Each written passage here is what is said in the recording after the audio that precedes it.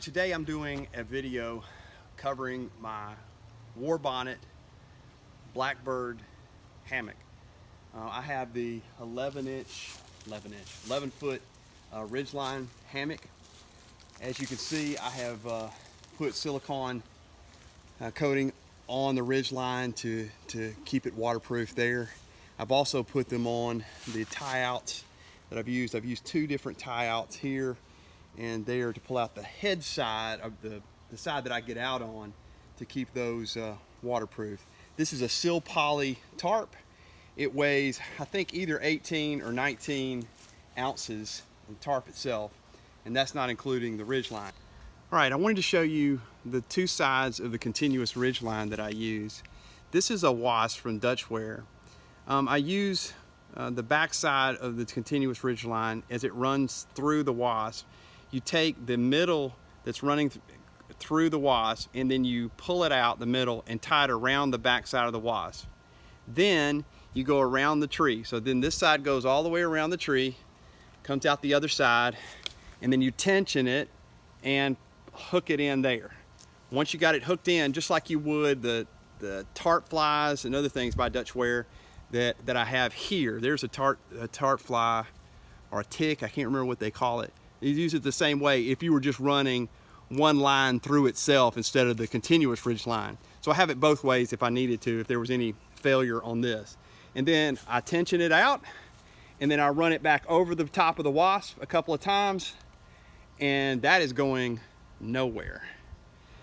Then you have the toggles that you run through this kind of keychain hook that's attached to the tarp itself, and these toggles hold it in place. Now I can untension this part of the continuous ridge line and move the whole tarp left or right if I'm off-centered with my hammock. From here, let's go to the other side and show you what the other side of the ridge line looks like as you start. Okay. The other side of the continuous ridge line is this little hook. It is threaded through itself on the line, and then you have a hook, and this is how you start your continuous ridge line, by simply hooking onto itself around the tree, running it all the way down, as you can see, to the other side where the wasp is, and that creates this awesome continuous ridge line that you can use to set up your tarp. The tarp itself, I think it runs about 18 to 19 ounces.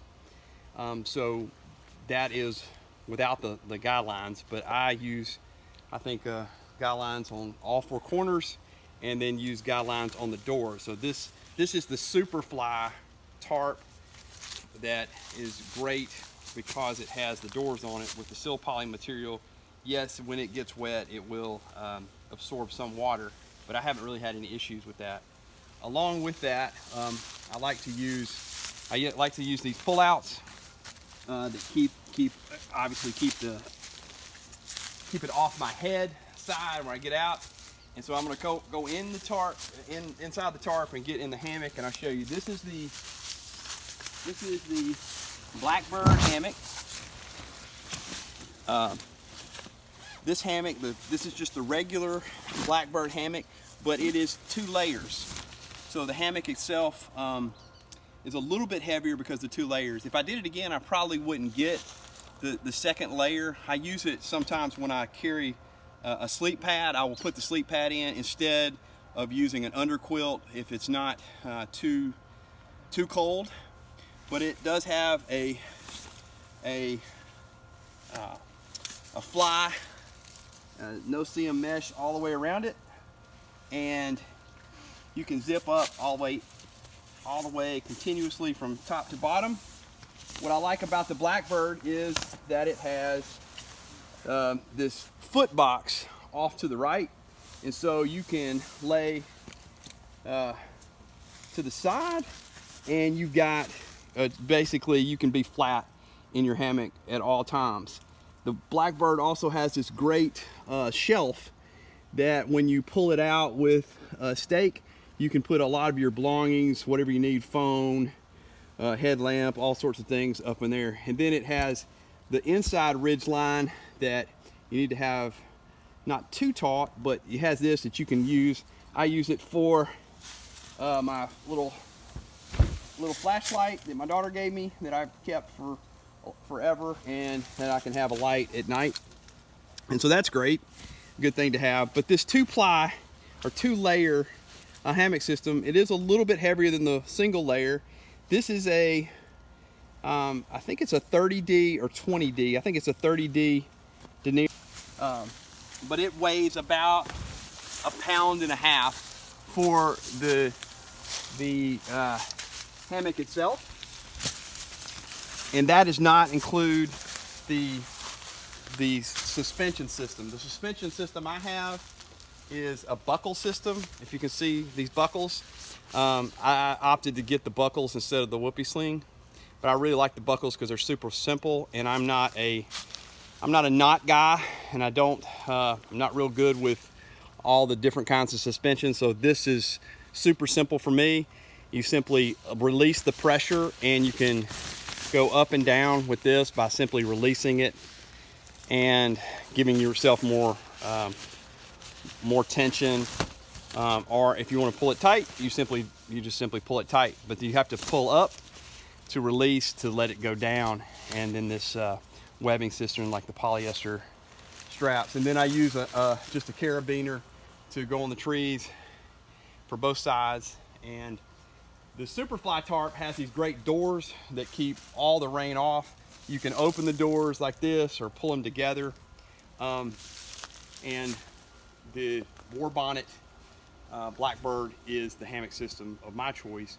I got it a few years ago. I really enjoyed having this hammock system, though a lot of times I will go with a tent instead of a hammock.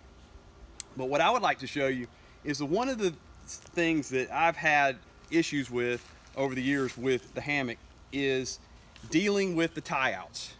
Like I said, I'm not a knot guy, so I've come across several knots that I use to do the tie outs, and I'll move back and show you the knots that I use. So right now I have this Dyneema cord that I use to do the knots, and my knot is just simply something I found that works for me. I take the tension here, come around the stake, and then pull it as tight as I can, wrap it around the stake several times, and then come with a knot here and pull it back on itself, and you got that knot. And if it's really windy or rainy, I will take it and put it back with a double knot there to keep it tight.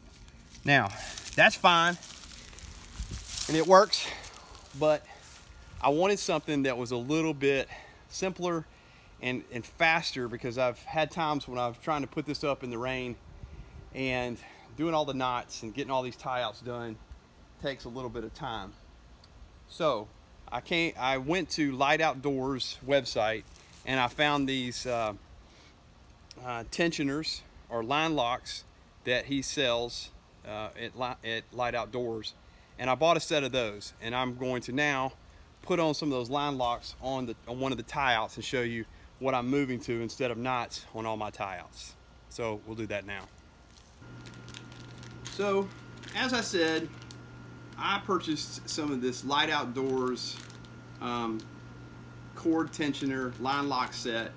It comes with guy line, this reflective guy line, the set does, and then 10 different line locks that I'm going to use. So I'm going to open it up now and show you what I'm going to do. Anyway, there it is, the Lite Outdoors 10 set cord tensioner with the line lock system. So I looked around the internet, Amazon, and different places, and really liked this product more than others. And so I thought, well, I'm going to try it. The line locks themselves comes in the set of 10. I think you can get them also in a set of 8. But what I liked about these is they're square with a hole that runs through the whole line lock system, and this guy line is perfect for these line lock tensioners.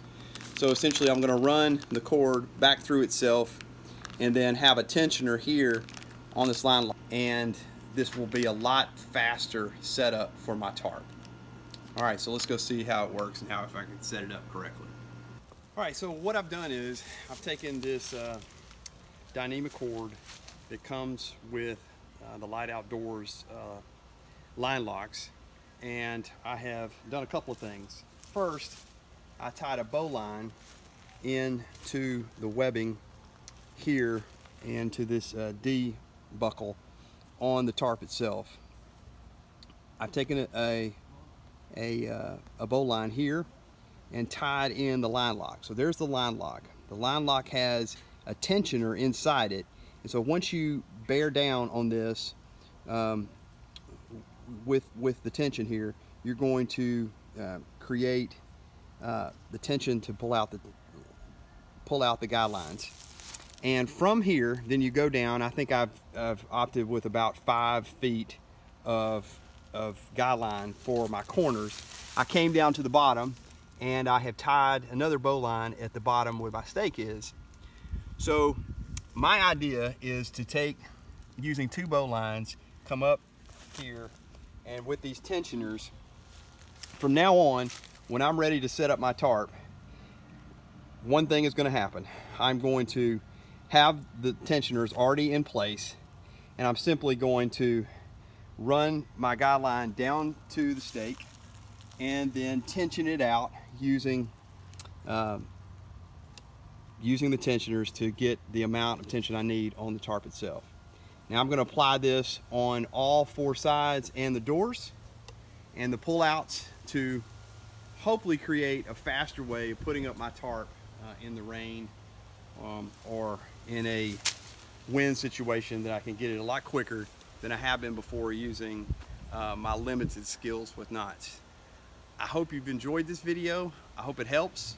If it doesn't, maybe you've got a better way of doing it, and I would love to hear it. So if you can, comment below. I'd ask you, if you could, subscribe to the channel as the crow flies hiking, and I will continue to create these videos in hopes that it would help somebody in relation to their hiking or preparation or gears. Appreciate it. See you next time. Hi guys. Just kidding. Thanks to my video assistant, Livy. And oh, the dog's gone. Where did Molly go? I think she went inside. She went inside. Oh well, she was helped too.